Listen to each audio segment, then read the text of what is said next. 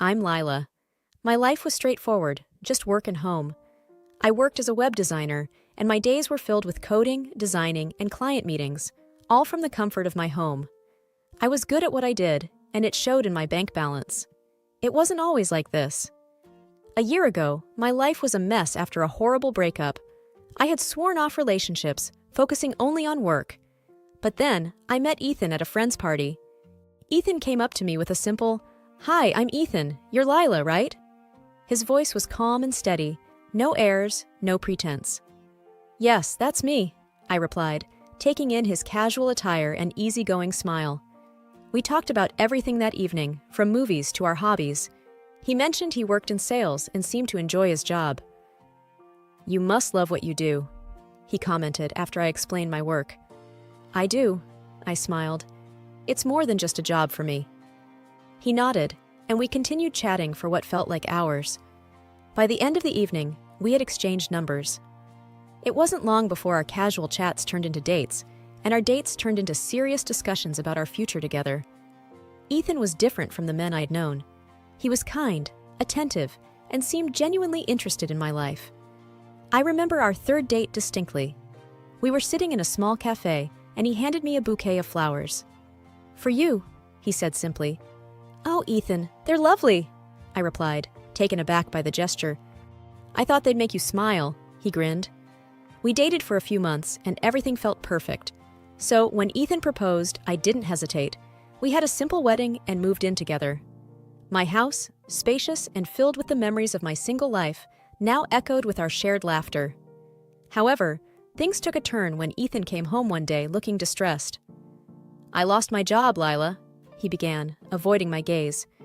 I was stunned, but tried to be understanding. "It's okay, Ethan. We'll manage. You'll find another job soon." He looked relieved. "Thank you for understanding. I promise I'll make this right." I believed him. Truly I did. But as days turned into weeks and weeks into months, with Ethan not working and his job interviews leading nowhere, my patience began to wear thin. As the days went by, my trust in Ethan waned, replaced by an unsettling anxiety. Our financial situation was still stable thanks to my job, but Ethan's attitude towards employment became increasingly lackadaisical. One evening, I overheard him talking on the phone. "Yes, Mom, I'm taking care of everything. Lila's just doing her little web designing thing, but I'm handling the big stuff." That conversation irked me. Was he implying that he was the primary earner? A week later, his sister Elsie dropped by for a visit. She and I never really got along. Our beliefs and lifestyles were polar opposites. She had chosen a life completely centered around her home and husband, a choice I respected but couldn't understand. The moment she walked in, she started inspecting the place. "Lila, don't you ever dust around here?" she commented, running her finger along a shelf. "We've both been busy, Elsie," I said, trying to remain calm. She smirked. "Well, maybe if you focused less on work and more on your home." "Elsie, Lila's doing a lot, okay? You don't need to come here and criticize." Ethan quickly interjected, trying to mediate. Elsie raised an eyebrow. "Oh, I know you're taking care of everything, Ethan. I just feel bad you married someone who can't even keep a house tidy." I was fuming. "Elsie, it's not just my job to keep the house clean. Ethan lives here too." Ethan glanced at me, then at his sister, a silent plea in his eyes. "Let's not discuss this here," he said softly. Elsie smirked. Of course, wouldn't want to make things uncomfortable. But remember, Ethan, a man's role is to provide. I was left seething as Elsie sauntered out, leaving a trail of tension in her wake. Later that evening, I tried talking to Ethan. "Why does Elsie think you're the main provider? Why is she under the impression that I'm just sitting around doing nothing?" Ethan looked uncomfortable. "Look, Lila, I might have mentioned to her that I'm handling a lot of things. I didn't want her or Mom thinking less of me because I'm not working." "That doesn't give you the right to belittle my contribution, Ethan. We're supposed to be a team," I replied, frustration evident in my voice. Ethan sighed. "I'm sorry, Lila. I'll clear things up with Elsie and Mom. Please give me some time." The days that followed were full of tension. Every morning, as I settled into my home office, the same nagging thought kept bothering me. Was Ethan being truthful? How much more was he keeping from me? It was one evening, as I sat down to pay some bills, that I noticed something off. A hefty amount had been transferred monthly from our joint account to an unfamiliar one. Curiosity piqued, I decided to dig deeper. I approached Ethan as he lounged on the couch. "Hey, I noticed some transfers from our account. Do you know anything about it?" Ethan looked up, startled. "Oh, yeah, that's just some money I've been sending to Mom to help her out." I raised an eyebrow. "Help her out? With what? And why didn't you tell me?" He hesitated. "Well, she has some expenses, and since I'm not working, I thought I'd support her with our savings." I was taken aback. "Ethan, that's our money. We should be discussing these things together. It's a considerable amount." Ethan looked away. "I didn't think it was a big deal, Lila. She's family." Frustration bubbled up. "But so am I. Why didn't you talk to me about this?" I didn't want you to worry," he muttered. My voice began to tremble with anger. "Ethan, keeping secrets, especially about money, isn't right. We made a commitment to each other. This isn't how it's supposed to work." He sighed. "I know, Lila. I didn't want to feel useless. I wanted to at least do something for my family since I can't for ours right now." I looked at him, tears in my eyes.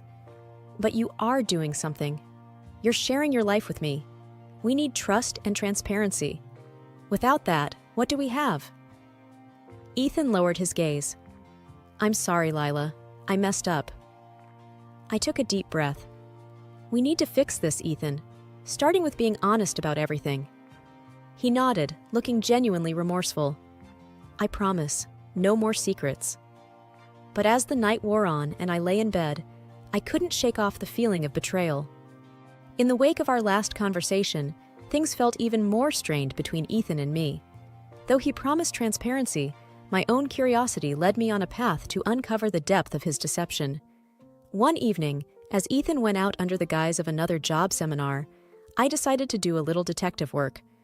Going through our financial statements, I traced back every transaction to his mother's account. The sums were large, far more than one would need for general assistance. I picked up my phone and called my friend Jane, who worked at a bank. "Hey, Jane, I need a favor," I began, hesitating. "Can you help me look into an account? I think something's off." There was a pause on the other line before Jane replied, "Lila, you know that's not exactly legal." "I know, but I'm desperate," I admitted. "I promise, I won't get you in trouble." After hearing my story, Jane hesitated for a moment and then said, "Okay, send me the account number. I'll see what I can do." A day later, she called me back with information that confirmed my suspicions. "Lila," Jane began, her voice low, "the money Ethan's sending to his mother? It's not just sitting there. It's being funneled into an investment account, and the amounts are substantial." My heart sank. "Investment account?" "Yes, and the worst part is, it's under both his mother's and his name." I was speechless. Not only was he giving away our savings, but he was also making investments without informing me. "Jane, thank you," I managed, my voice breaking. "I'm so sorry, Lila," she replied. I sat in our living room, the weight of betrayal pressing down on me. How could he? When Ethan returned later that evening, I confronted him, papers scattered all over our coffee table. "Ethan, we need to talk." He took one look at the bank statements and paled. "Lila?" "Why, Ethan, why did you lie to me?" I demanded. Ethan swallowed hard. Mom convinced me it was a good investment. She said we'd double our money in no time. I thought I was doing it for us." "But it's our money, Ethan," I exclaimed. "You can't make decisions like this on your own. We're supposed to be partners." He sat down, defeated. "I know. I messed up. I thought I could surprise you, show you I was contributing." I shook my head, tears streaming down my face. By lying? By betraying my trust? Ethan looked away, guilt evident in his eyes. "I'm sorry, Lila. I should have talked to you." The truth was out, but the damage was done. Could our relationship withstand the strain of so many lies? The atmosphere in the house was as cold and quiet as a winter morning. After uncovering Ethan's deceit, I was determined to keep my composure, but I found myself rattled whenever I remembered the mistruths. Ethan, on the other hand, seemed to be avoiding the topic entirely. Just as I sat down at my computer, the front door burst open. Before I could react, Lydia, Ethan's mother, and Elsie stormed into the living room. "You shameless woman!" Lydia's voice cut through the air. "All you do is sit on your behind and suck the life out of my son." Elsie chimed in with a smirk. "Always knew you were a leech, just waiting to latch on to someone better off."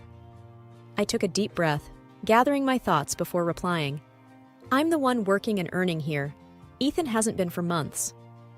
Ethan stood off to the side, his eyes darting between us. I hoped, expected, that he would say something, defend me. But he remained silent. Lydia, her face red with rage, took a step forward. "You expect us to believe that? My son has been the one supporting this family. You've just been enjoying his hard work." Elsie nodded in agreement. "Honestly, I don't know what he saw in you. You're just a lazy housewife, living off someone else's money." Their words were like salt on an open wound. But more painful than their false accusations was Ethan's silence. He just stood there, watching the scene unfold without uttering a word in my defense. Taking a deep breath, I stood tall and looked straight into Lydia's eyes. "All I ask is for the money Ethan transferred to you, returned. It's rightfully ours, not just his." Lydia's face twisted in rage. "How dare you? That's my son's money, and I'll decide what to do with it." Despite the fury in her eyes, I didn't waver. "It's our money, Lydia. Earned by me, not him." She stared at me for a moment, the room silent except for our heavy breathing. Then, with a huff, she turned on her heel, Elsie following close behind. "This isn't over!" Lydia spat as she stormed out of the house. The door slammed shut behind them, leaving a lingering echo. I turned to Ethan, waiting for him to say something, anything. But he just looked down, avoiding my gaze. The gravity of the situation weighed heavily on me. Not only was there deceit about money, but I was also fighting a battle with his family on my own. His silence hurt more than any deceit ever could. A few days after the confrontation, I sat in my home office, distracted by everything that had occurred. The tranquility of my workspace, usually a haven for creativity, now felt stifling. Taking a sip from my coffee, I pondered on how to reclaim my dignity and pride. The first step was clear. I accessed my online bank, scrutinizing every transaction, noting down each suspicious transfer. The amount Ethan had funneled to his mother was staggering. Money I had earned with sweat and sleepless nights, taken without my knowledge.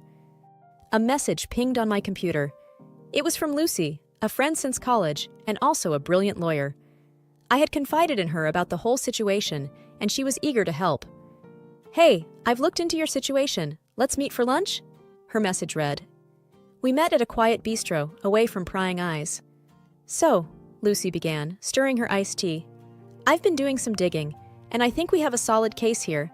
It's about time we put Ethan and his family in their place." I nodded, taking a deep breath. "I just want what's rightfully mine, Lucy. I can't let them get away with this." Lucy's eyes gleamed with determination. "Trust me, they won't." Weeks turned into a whirlwind of paperwork, meetings, and strategy sessions. Lucy and I, along with a team she'd put together, found evidence not only of Ethan's deceit, but also questionable transactions involving Lydia's accounts. It was a spiderweb of lies and deceit, with Ethan and Lydia at its center. One evening, after another exhaustive session, Lucy looked at me and said, "It's time. Let's serve them the papers." The next morning, Lucy and I drove to Lydia's place. Ethan's car was parked outside. Perfect. We rang the bell, and Elsie answered, her face a mask of fake surprise. "Oh, it's you," she sneered. "We're not here for games," I said coldly. "Is Ethan here?" Before Elsie could reply, Ethan emerged from the living room. His confident smirk vanished as Lucy handed him an envelope. "You're being sued," she said crisply. "For fraud and theft. I'd advise you to get a lawyer." His face paled. "This is ridiculous," he exclaimed. "No, what's ridiculous is you stealing from your wife and lying about it," I retorted. Lydia appeared at the door, her eyes scanning the scene. "What's going on here?" "You might want to read this too," Lucy said, handing her another envelope. As Lydia read the documents, her face went from smug to horrified. "You can't do this." I stood tall, all the pain and humiliation fueling my resolve. I can, and I am. See you in court. Walking away from that house, with Lucy by my side, I felt a weight lifted. It wasn't about revenge. It was about justice. It was about standing up for myself when others tried to push me down. It was about reclaiming my power. And it was served cold. As the days drew closer to our court date, I braced myself for the inevitable backlash. I knew Lydia and Ethan wouldn't go down without a fight. And while I was emotionally ready, I didn't expect them to bring the battle right to my doorstep. It was a chilly evening when my doorbell rang. Peering through the peephole, I saw them, Lydia, Elsie, and Ethan, their faces a cocktail of anger and determination. Taking a deep breath, I opened the door. "Thought you'd ambush us with that lawsuit, did you?" Lydia spat out, taking a step inside. Ethan and Elsie trailed behind her, blocking the exit. "Calm down, Lydia. This isn't a good look for you," I replied evenly. "You think you can just humiliate us in public? Drag our name through the mud?" Elsie snapped, her voice dripping with contempt. "It's simple," I replied coolly. "Return the money, and this ends." Ethan, who had been silent till now, looked at me with a mix of frustration and sadness. "Is this how you want things to end? By suing your own family?" "Family?" I echoed, my voice icy. "A family doesn't steal from each other. A family doesn't lie and degrade one another." He sighed. "I made a mistake, but taking us to court? That's extreme." "It's justice," I responded, "and I'm not dropping the case." Lydia, crimson with rage, glared at me. "We won't let you tarnish our reputation. You're going to regret this." "Is that a threat?" I countered. "Everything I've done is legal. Can you say the same?" "Enough!" Ethan shouted. "This is getting us nowhere." I fixed him with a steely gaze. "You're right. It's clear where we all stand. Now, I suggest you leave." Elsie sneered. "You may have gotten the upper hand now, but remember, the courts haven't decided anything yet." "We'll see," I replied confidently. As they left, the tension in the room was palpable, but I stood my ground. They had come to intimidate, to make me doubt my course. But it had the opposite effect. Their visit only solidified my decision. There was no turning back now, and whatever the outcome, I was ready. The day of the court hearing arrived quicker than I anticipated. As I entered the building, my heels clicked sharply against the marble floor, echoing the resolute beat of my heart. There was a thrum of anticipation in the air, and I could feel eyes on me, but I remained focused, my gaze unwavering. Sitting across the room, Lydia, Elsie, and Ethan whispered among themselves, casting furtive glances in my direction. Ethan looked especially worn out, his earlier confidence replaced by clear anxiety. Lydia, on the other hand, wore a mask of defiance, while Elsie's face was set in a frown, her eyes hard and calculating. The room fell silent as the judge entered, taking her place at the bench. "We are gathered here today to discuss the matter of financial fraud and theft," she began. "Present your case." My lawyer stepped forward, presenting the evidence of the unauthorized transfers and Ethan's deception. The paper trail was undeniable, every detail meticulously recorded. The judge frequently glanced up from the documents, looking first at Ethan and then at me. Ethan's lawyer made a valiant attempt to argue that the money was gifted willingly, but the evidence against them was insurmountable. When Lydia was called to the stand, her arrogance was palpable. "That money was for my son," she declared. "It was only right that he should have it." "But it wasn't yours to take," I replied calmly when it was my turn to speak. "And it wasn't yours to keep," Lydia snapped, pointing a shaking finger at me. The judge interjected. "This isn't about family dynamics. This is about the law, and the law is clear on this matter." Hours seemed to stretch on as the proceedings continued. When the final verdict was read, vindication surged through me. Ethan was ordered to return every cent he had taken, and additional punitive damages were awarded to me for the deceit and emotional trauma. After the hearing, as I stepped out into the crisp air, I felt lighter than I had in months. This was more than just a legal victory. It was my emancipation from the shackles of deception, disrespect, and manipulation. Ethan approached, his face pale. "I'm sorry," he murmured, not meeting my eyes. I looked at him, really looked at him, and for a moment I saw the man I had fallen in love with. But that image was quickly replaced by the reality of who he had become. "It's too late for sorry," I replied. As I walked away, I felt a sense of finality. It was the end of a painful chapter in my life, but it was also the beginning of a new one where I was in control, where I was free. That evening, as I sat in my home, the silence was soothing. There were no more whispers, no more deceit, no more games. I had reclaimed my life, my dignity, and my peace. And as the sun set, casting a warm golden hue across the room, I knew that tomorrow would be a new day, full of promise and endless possibilities.